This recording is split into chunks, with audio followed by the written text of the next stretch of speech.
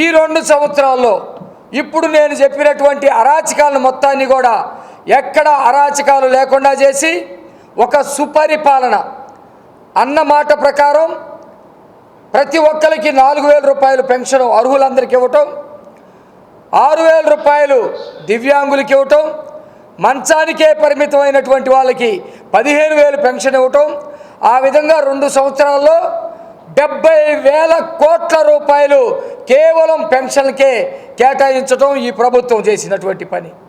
రాజ్యాంగ వ్యవస్థలైనటువంటి రాజధానిని ధ్వంసం చేస్తే కూటమి ప్రభుత్వం జగన్ లాంటి క్రిమినల్స్, సైకోల్స్ 100 మంది వచ్చిన అంగుళం కూడా కదిలించకుండా అమరావతికి రక్షణ చట్టాన్ని కల్పించడం, పోలవరాన్ని టార్గెటెడ్గా పనిచేసుకొని పూర్తి చేయడానికి ప్రణాళికలు సిద్ధం చేయటం, మహిళల గురించి, రైతుల గురించి, విద్యార్థుల గురించి ఒక పక్కా ప్రణాళికలతోటి ఈ వర్గాలన్నిటికీ మేలు చేసే విధంగా, ముఖ్యంగా నారా లోకేష్ గారు డాక్టర్ బిఆర్ అంబేద్కర్ గారి సిద్ధాంతాన్ని నమ్మినటువంటి వ్యక్తి.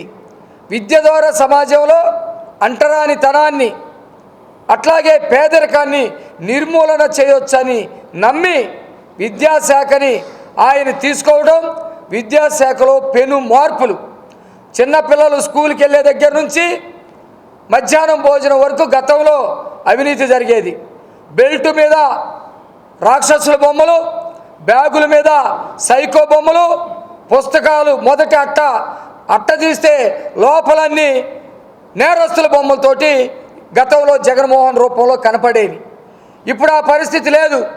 దేశ నాయకులు, స్వతంత్ర సమరయోధుల బొమ్మలతోటి గవర్నమెంట్ స్కూల్కి వెళ్తే బాధ, ఆవేదన కలిగే రోజుల నుంచి గవర్నమెంట్ స్కూల్లో చదివినటువంటి పిల్లలు ప్రైవేటు స్కూళ్ళకి ధీటుగా 600 మార్కులకి 595, 596, 97, 98 మార్కులు తెచ్చుకొని స్టేట్ ర్యాంకర్లుగా నిలిచేటువంటి స్థాయిలోకి తీసుకురావటం, ఇవన్నీ కూడా ఈ 2 సంవత్సరాల్లో కూటమి ప్రభుత్వం సాధించినటువంటి విజయాలు.